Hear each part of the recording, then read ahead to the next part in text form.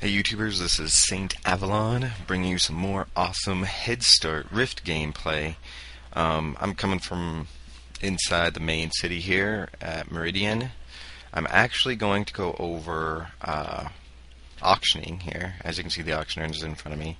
I do want to make a quick note just because it's fun and cool.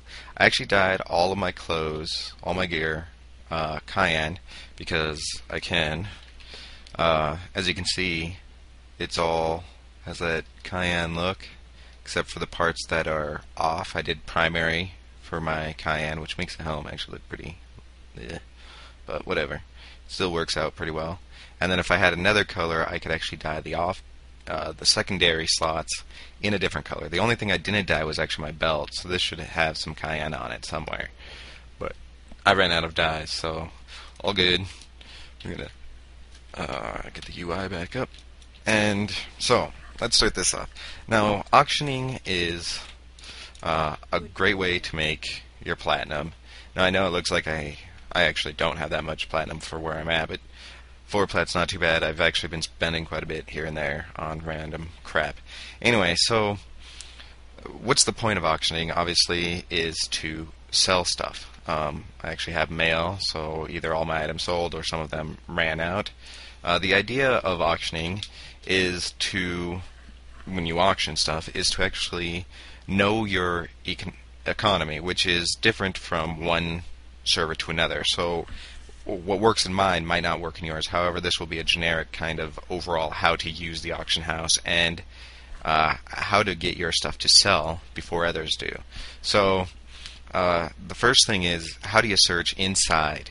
This is actually pretty easy. Simply shift right click an item and it will automatically search for that item. It doesn't enter it into the text field, which is kind of lame. And there's been a few times where I wanted it actually typed out, but that's cool. The next thing you want to do is go to unit cost and make sure it goes lowest to highest. This will allow you to actually see, instead of seeing like the 20 gold for a 50 stack, you can actually see how much it is per unit in this collection.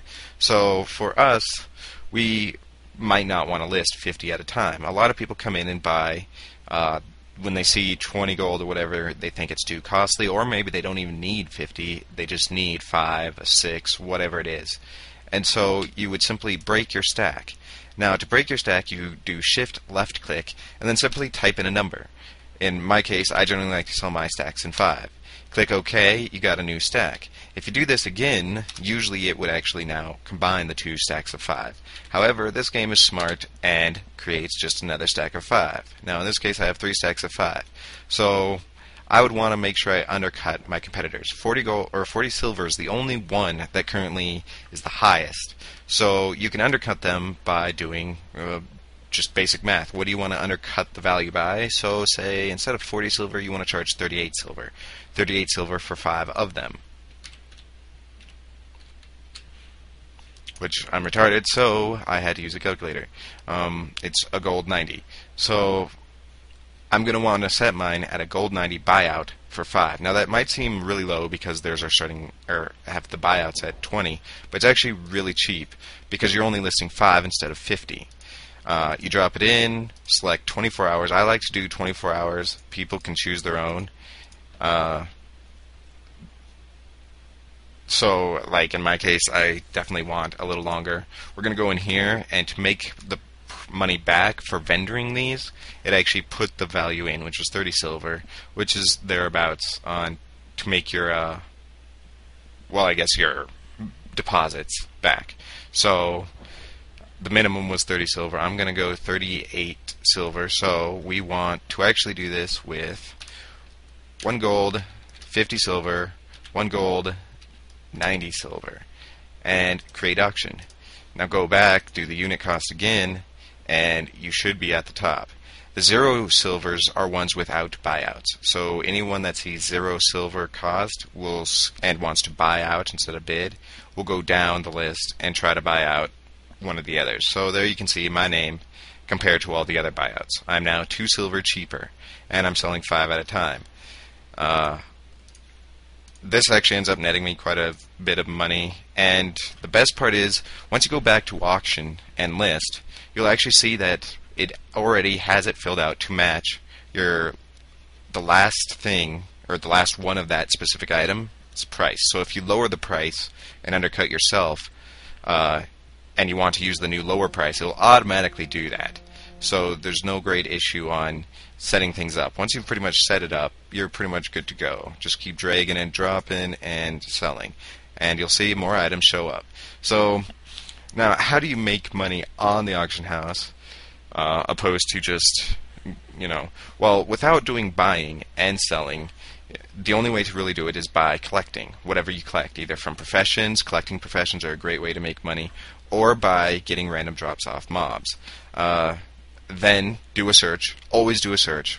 Shift right click, see what the lowest unit cost is, and list yours under that, somewhere appropriate.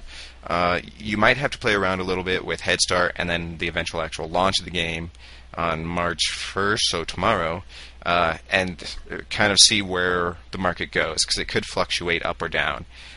Make sure to check out which things you want to do, and then make sure you check out what is the economy like. Do you have a lot of buyers? Are people going to buy cloth? Yes. Cloth is a very big thing, so the demand for cloth is really high. So supply and demand, high demand. I guess it's demand and supply. Sorry, high demand. Now the supply. How much supply do we have? The less supply there is, the more it's going to be worth. If there are few people or only even one person selling it, you can jack the prices up.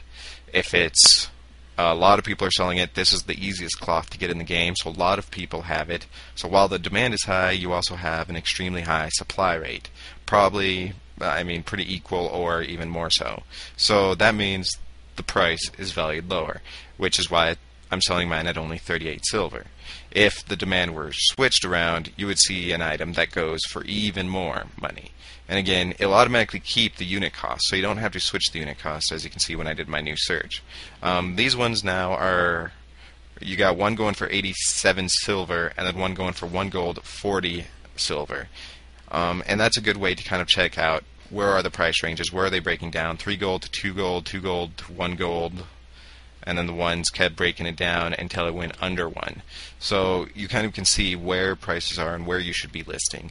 Once you get that all figured out, along with supply and demand, notice there's not a lot of supply, and I don't know actually what this is used in, so I don't know what the demand might be. That's a good way also to check out how to make sure you're up and on it, is simply look up the professions and make sure you have knowledge of what items are actually used in crafting. If one crafting mat is actually, or there's always going to be those mats that are favored at a specific skill level, and the rest of the mats that might have been used at that skill level will be skipped over and then sold off or given away.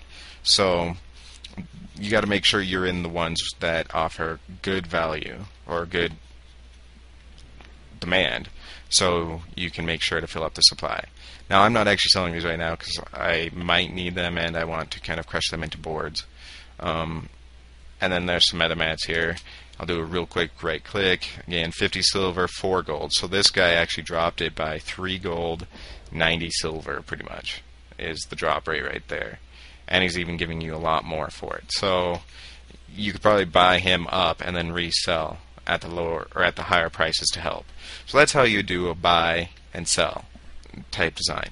So that's pretty much it. That is the auction house in a nutshell. A very long 10-minute nutshell, or maybe longer, hopefully not too long. So if you have questions about the auction house, feel free to post, ask questions. There's always going to be someone out there that will probably be able to give you answers. Plus, I will answer your questions or make a follow-up video if needed. If there are enough questions to warrant one, I'll make one. So just post out there. Keep watching, keep subscribing, tell your friends, post links, subscribe, comment.